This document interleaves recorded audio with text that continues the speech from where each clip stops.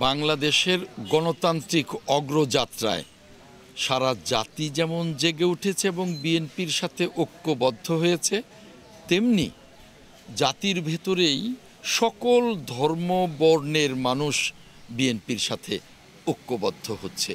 আজকেও যে হিন্দু বৌদ্ধ খ্রিস্টান ঐক্য পরিষদের নেতৃবৃন্দ বাসাইলে আমার সাথে ঐক্যবদ্ধ হওয়ার জন্য, দলের সাথে ঐক্যবদ্ধ হওয়ার জন্য আমরা একসাথে মিলিত হয়েছি।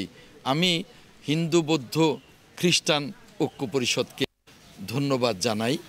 অগ্রযাত্রায় আমরা সকলকে পাশে চাই, কিন্তু তাই বলে ওই যে হাইব্রিড কথাটা ওই ফ্যাসিবাদের আমলে এসছে, যে হাইব্রিড বাংলাদেশের অগ্রযাত্রাকে যেমন ব্যাহত করেছে, যে হাইব্রিড বাংলাদেশের মানুষকে অতিষ্ঠ করে তুলেছিল।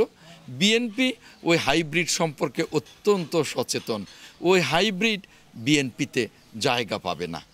আমি বলতে চাই, যেমনি বিএনপিতে হাইব্রিড জায়গা পাবে না, তেমনি এখন যে কতিপয় রাজনৈতিক দল তারা নির্বাচনের মাঠে জনগণের সাড়া না পেয়ে নানা রকমের কথা বলছে।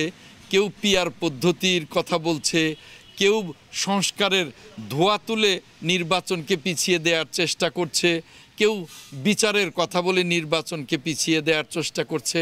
অর্থাৎ নানাজন নানাভাবে নির্বাচনকে পিছিয়ে দেওয়ার চেষ্টা করছে। আমি বলবো যে এই নির্বাচনকে পিছিয়ে দেওয়া মানেই বাংলাদেশের গণতন্ত্রের অগ্রযাত্রাকে পিছিয়ে দেয়া, বাংলাদেশের শিল্পায়নকে পিছিয়ে দেয়া, বাংলাদেশের সমৃদ্ধিকে পিছিয়ে দেয়া। তাই ওই কতিপয় রাজনৈতিক দলকে আহ্বান জানাবো যে আসুন, রাজনীতির মাঠে আসুন। এবার যদি জনগণ সাড়া না দেয়, আপনাদেরকে তো ভবিষ্যতে জনগণ সাড়া দিতে পারে, কিন্তু তাই বলে নির্বাচনকে পিছিয়ে দিয়ে, এই গণতান্ত্রিক অগ্রযাত্রাকে পিছিয়ে দিয়ে বাংলাদেশের অর্থনীতি সমৃদ্ধিকে আপনার পিছিয়ে দেবেন না।